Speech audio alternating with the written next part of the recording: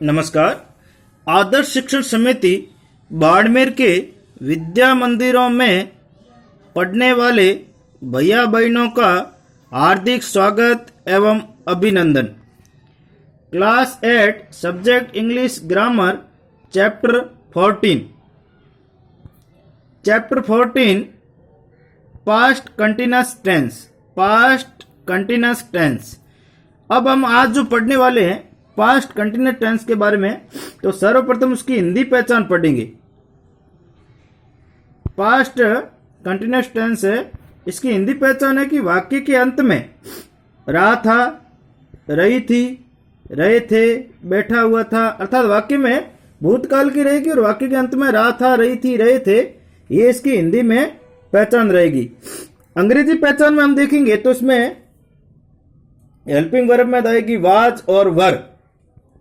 और वाज जब हमारा सब्जेक्ट सिंगुलर है तब वहां वाज का प्रयोग होगा, और हमारा सब्जेक्ट अगर प्लूरल है तो वहां पर वर का प्रयोग होगा।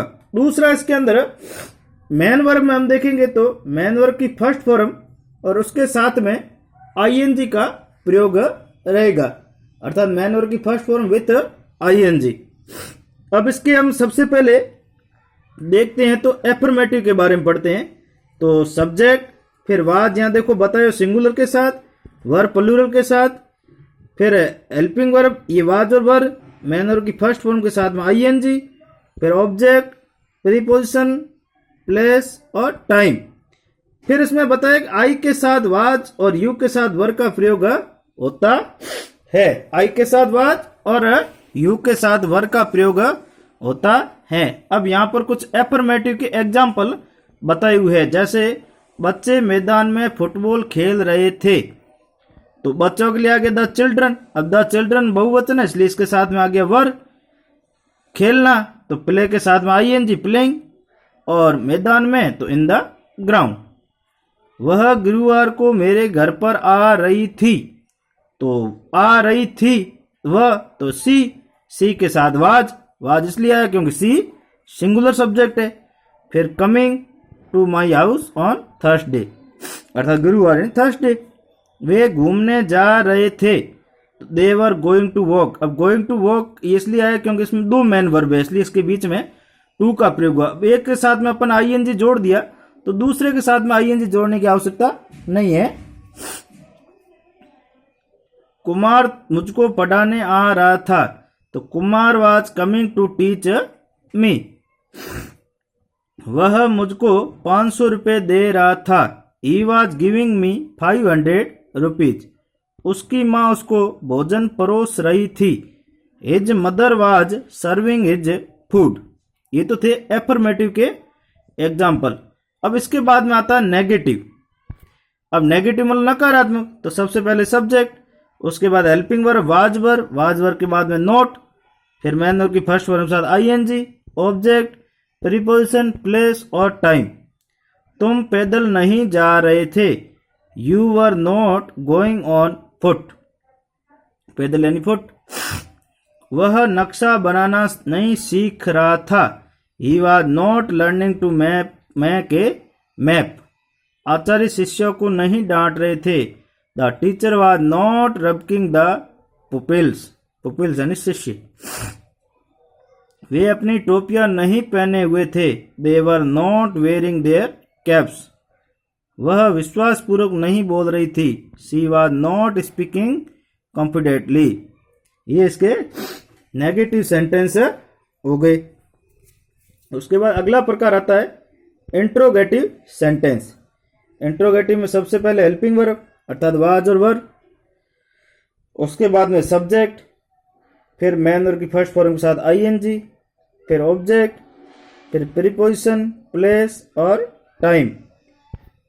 क्या लड़के फटाके फोड़ रहे थे, तो were the boys firing crackers यानी फटाके।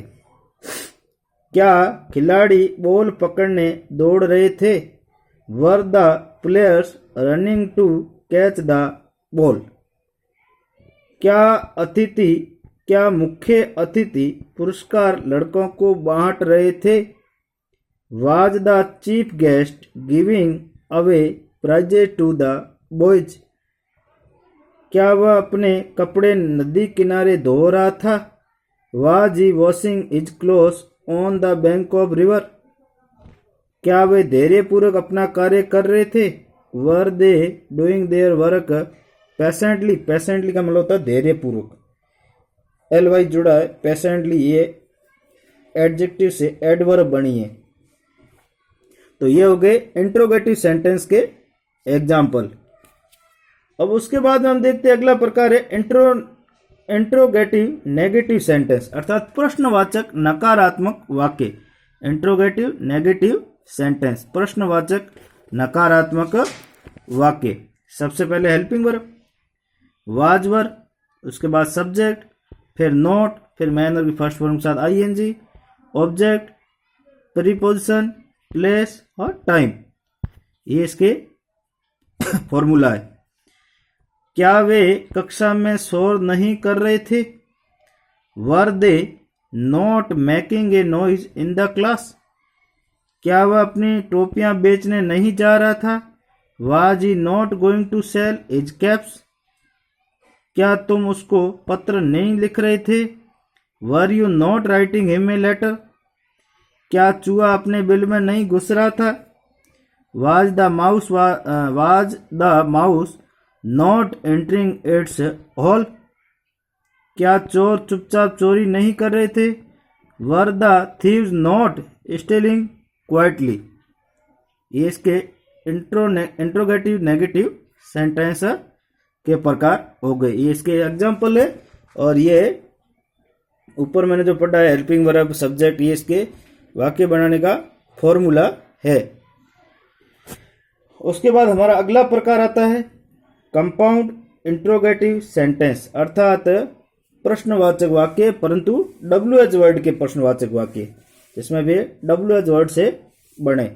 उसमें सबसे पहले क्वेश्चन वर्ड का मतलब WH वर्ड, उसके बाद हेल्पिंग वर्ब में वाज और वर, फिर सब्जेक्ट, फिर मैन वर्ब की फर्स्ट फॉर्म के साथ में आईएनजी, ऑब्जेक्ट, प्रीपोजिशन, प्लेस और टाइम। ये इसके इस प्रकार की रचना है। Question verb, helping verb, subject, man verb की फर्स्ट फॉर्म के साथ आईएनजी, ऑब्जेक्ट, प्रीपोजिशन और टाइम। ये इसके फॉर्मूला है कंपाउंड इंट्रोगेटिव सेंटेंस बनाने का। अब उसके एग्जाम्पल में देखो, तुम उस समय कहाँ जा रहे थे, तो वाक्य के बीच में देखो कहाँ, तो कहाँ के लिए आ गया where, were you going at that time. वह किसके जूते पॉलिश कर रहा था? Whose shoes was he polishing. उसके बाद मुकेश तुमको क्यों बुला रहा था? Why was Mukesh calling you. Vandana कौन सा शब्द प्रयोग कर रही थी? तो which word was Vandana using. Which यानी कौन सा, वर्ड यानी शब्द, वंदना यूजिंग यानी प्रयोग कर रही। तो ये हो गया विच वर्ड वाज वंदना यूजिंग। ये रह गए कंपाउंड इंट्रोगेटिव सेंटेंस।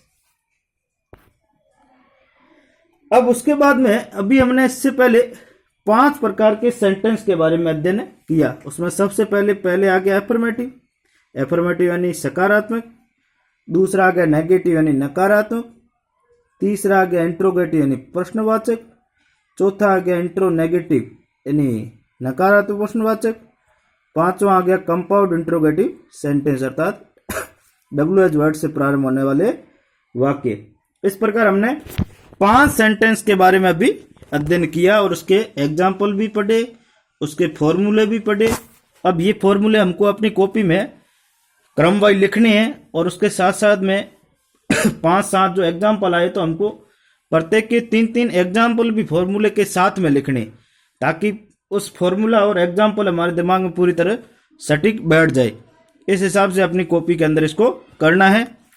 अब हमारे जो गृह कार्य संबंधी जो कार्य रहेगा उसमें पहला सवाल है ट्रांसलेट इनटू इंग्लिश, अंग्रेजी में अनुवाद करना। अभी हमने कैसे वाक्य एग्जाम्पल में पढ़े अंग्रेजी का अनुवाद किया, वैसे इनका भी अंग्रेजी में अनुवाद करना।